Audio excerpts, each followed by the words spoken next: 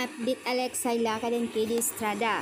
Sa post naman ni Alexa kung saan ay nahuling di umano si KD nakatitig sa isang photos. Paliwanag naman ni KD na yung jacket, blue jacket lang naman ang tinitingnan niya, hindi yung photos mismo nung girl. Sa caption ni Alexa sa kanyang IG, "Holy, magaling ka, pero good boy ka talaga." Nakakatuwa naman. Pagbibiro yan ni Alexa yan, guys. Siyempre naman, good boy naman talaga si KD.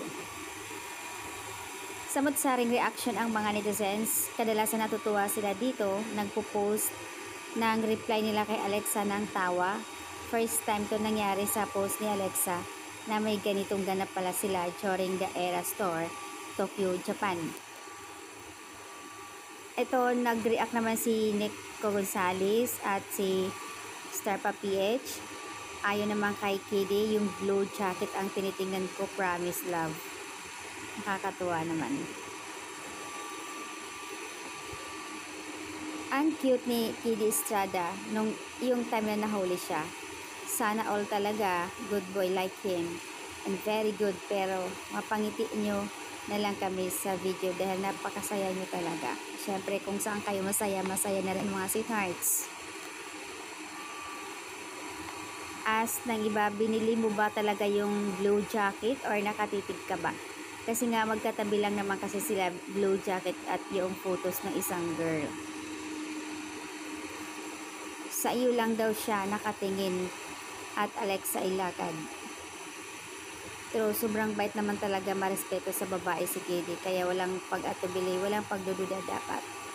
Pero lahat ng iyon ay good vibes lang, post ni Alexa. Pero tama yan KD, haha, iwas patipikit lang talaga. Silosa si Alexa, diba? At KD Estrada. Si Rox Santos nag-react ng tawa. Tawang-tawa ako dito mag-isa, pinapanood ko. Yung caption kasi ni Alexa, holy.